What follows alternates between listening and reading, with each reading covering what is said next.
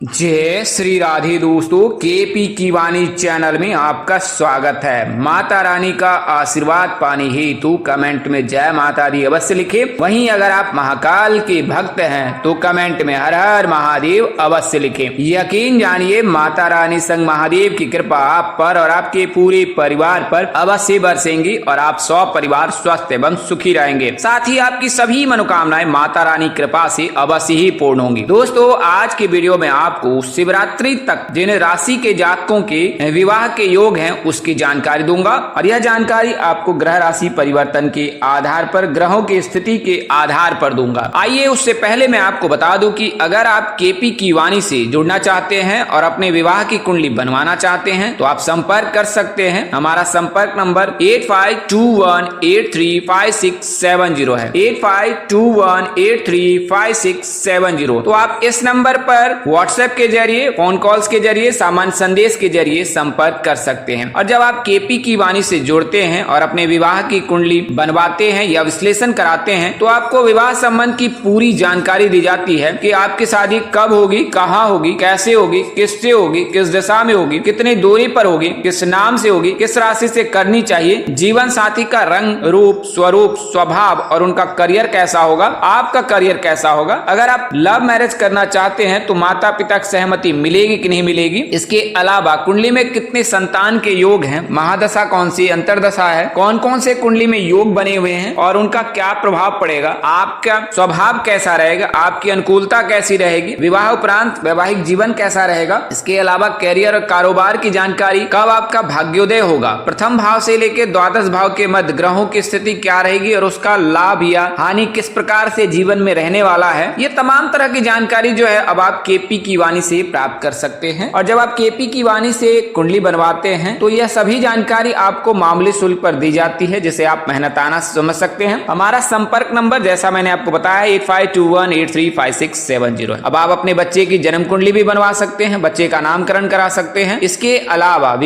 दूसरे विवाह के जो इच्छुक जातक हैं वो अपने दूसरे विवाह की जानकारी प्राप्त कर सकते हैं, कुंडली मिलान भी करा सकते हैं। तो तमाम तरह की जानकारी जो है आप केपी की वाणी से प्राप्त कर सकते हैं। आइए अब मैं आपको आगे की जानकारी देता हूं। तो आपको बता दें कि गुरु और शुक्र जो है लड़कों और लड़कियों के विवाह के कारक होते हैं और इनका मजबूत रहना बहुत अनिवार्य होता है। तो सर्वप्रथम क्या है, आप गुरुवार के दिन तामसिक भोजन का सेवन बिल्कुल ना करें, तामसिक भोजन का सेवन बिल्कुल ना करें। और इसके अलावा जो है आप सात्विक कार्य में जो है संलिप्त रहें। गुरुवार के दिन जो है, ऐसे शास्त्रों में तो नहीं कहा गया है लेकिन यह कहा जाता है कि गुरुवार के दिन अगर साबुन और शैम्पू का इस्तेमाल करते हैं आप तो इससे गुरु कमजोर होता है। यह आपके ऊपर है कि आपसे मानना है या नहीं मानना है, लेकिन अगर आप कोशिश करें कि इसका कम से कम प्रयोग करें तो आपके लिए उत्तम रहेगा। इसके अलावा अगर आप शुक्रदेव को मजबूत करना चाहते हैं तो सफेद चीजों का दान कर सकते हैं और सफेद वस्त्र धारण कर सकते हैं। सोमवार और शुक्रवार के दिन जो है भगवान शिव को जो श्वेत रंग पसंद है, प्रिय है, तो आप श्वेत वस्त्र धारण करें तो इससे भी शुक्र मजबूत होता है। और इस दिन सफेद चीजों का दान कर सकते हैं तो इससे भी आपको अवश्य ही शुक्रदेव की कृपा प्राप्त होगी। और जब शुक्रदेव की कृपा बरसती है जातक पर तो जातक जो है, जातक को सभी प्रकार के सुखों की प्राप्ति होती है। आइए मैं आपको कुछ प्राथमिक जानकारी देता हूं, फिर उन राशियों के बारे में बताऊंगा जिनके विवाह के योग शिवरात्रि तक है। विवाह के लिए शुभ नक्षत्र कौन कौन से होते हैं तो रोहिणी, मृगशिरा, मघा, उत्तर फागनी, हस्त,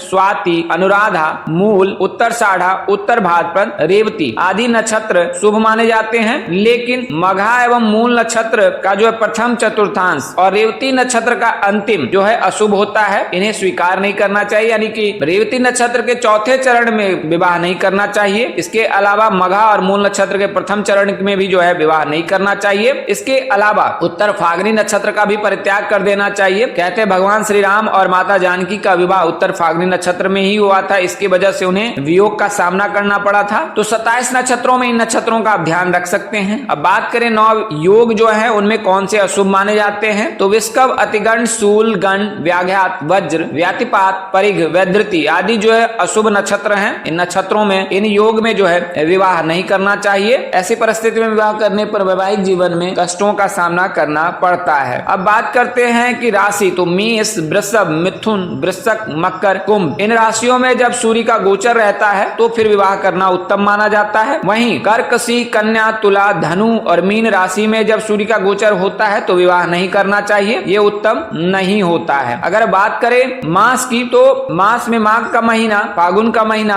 वैशाख का महीना उत्तम होता है। इसके अलावा अगहन का महीना भी उत्तम होता है विवाह के लिए, कार्तिक का भी महीना उत्तम होता है विवाह के लिए। इन महीनों का आप चयन कर सकते हैं। बात करें करण की तो किस्तंधु, बब, वालव, कौलव, तैतिल, गर एवं वनिज आदि जो है विवाह संबंध के लिए शुभ माने जाते हैं। बात करें अगर दिन की तो सोमवार, बुधवार, गुरुवार, शुक्रवार का दिन शुभ होता है। मंगलवार के दिन विवाह का चयन न करें। अगर बात करें तिथि की तो द्वितीया, तृतीया, पंचमी, सप्तमी, एकादशी और त्रयोदशी जो है ये सर्वोत्तम है। चतुर्थी, नवमी, चतुर्दशी आदि अशुभ है, इन्हें टाल देना चाहिए। तो यह तो मैंने आपको जानकारी दी है विवाह तिथि के लिए। होलाष्टक का भी परित्याग कर दे, खरमास का भी परित्याग कर दे, चतुर्मास का भी परित्याग कर दे, शुक्र एवं गुरु तारा अस्त्र है तब भी विवाह नहीं करना चाहिए। तो इन नियमों का अगर आप पालन करते हैं तो यकीनन वैवाहिक जीवन बड़ा ही सुखमय बीतेगा और जीवन में किसी प्रकार की परेशानी नहीं आएगी। हालांकि विवाह से पूर्व कुंडली मिलान अनिवार्य होता है। कुंडली मिलान अगर करते हैं तो फिर इससे वैवाहिक जीवन की पूर्ण जानकारी प्राप्त होती है। आइए मैं आपको उन राशियों के बारे में बता देता हूं जिनके विवाह के योग हैं। तो अभी अगर ग्रहों की स्थिति देखी जाए तो वर्तमान समय में गुरु जो है वृषभ राशि में विराजमान है, शुक्र जो है मीन राशि में विराजमान है, शनि जो है कुंभ राशि में विराजमान है, सूर्य भी कुंभ राशि में विराजमान है, बुध भी कुंभ राशि में विराजमान है। इसके अलावा चंद्रमा जो है हर 2 दिन पर राशि परिवर्तन कर रहे हैं। राहु जो है मीन राशि में विराजमान है और केतु जो है वो कन्या राशि में विराजमान है। तो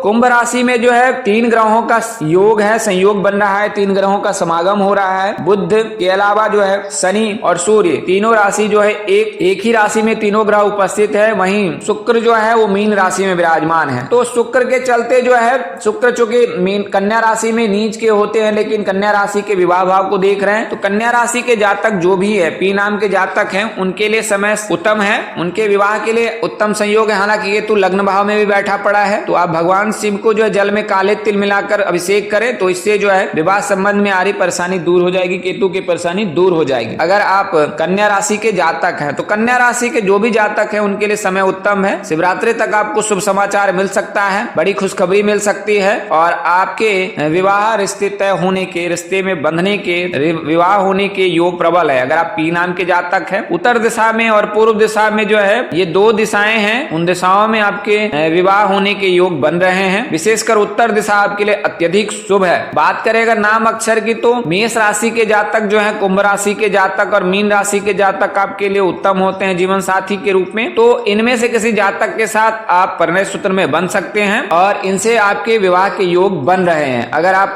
कन्या राशि के जातक हैं। इसके अलावा मीन राशि के जातक के लिए भी शुभ योग है क्योंकि आपके लग्न में भी शुक्र बैठा पड़ा है, तो आपको जो है शुक्रदेव की कृपा आप पर बरसेगी। शुक्रदेव की कृपा से आपके लिए शुभ समाचार मिल सकता है। हालांकि मीन राशि में लग्न में जो है राहु बैठा है, तो राहु के चलते भी दिक्कत आ सकती है। तो इसके लिए जो है आप भगवान शिव के शरण चरण में रहिए और गुरुवार के दिन जो है भगवान विष्णु को जो है नारियल अर्पित कीजिए। अगर यह उपाय आप करते हैं तो यकीनन आप पर भगवान श्री विष्णु की कृपा बरसेगी, जो कि आपके आराध्य हैं और उनकी कृपा से आपको शुभ समाचार मिलेगा। मीन राशि के जो भी जातक हैं उनके नाम अक्षर डी से होते हैं और द से होते हैं, और मीन राशि के जातक के भी विवाह के जो दिशाएं हैं वो उत्तर और पूर्व ही है। नॉर्थ और ईस्ट में आपके विवाह के योग प्रबल है, या तो उत्तर या तो पूर्व दिशा में विवाह के योग बनेंगे। और बात करें अगर नाम अक्षर की तो मेष राशि के जातक भी आपके लिए उत्तम होते हैं। इसके अलावा वृषभ राशि के भी जातक से विवाह करना श्रेष्ठकर होता है अगर आप मीन राशि के जातक हैं या जातिका है। वहीं इसके अलावा कुंभ राशि के जातक के साथ भी आप परिणय सूत्र में बन सकते हैं। हालांकि कुंडली मिलान अवश्य करा ले। कुंडली मिलान में कई प्रकार के दोष लगते हैं, उनमें अगर उन दोष कोई भी दोष नहीं लगा है कुंडली मिलान में तो फिर आप परिणय सूत्र में बन सकते हैं। तो ये जो 2 राशियां है ये शुक्र के चलते इन दोनों राशि जातकों को लाभ मिलने वाला है। इन दोनों राशि के जातक के विवाह के योग है। वहीं गुरु के चलते जो है वृश्चिक राशि के जातक जो भी हैं, वर्तमान समय में शनि की बिढ़ैया भी चल रही है, तो एन और वाई नाम के जो भी जातक हैं उनके लिए शुभ समय चल रहा है। वर्तमान समय में शिवरात्रि तक और उसके पश्चात भी जो है खरमास के पश्चात भी जो आपके लिए शुभ योग बनेगा।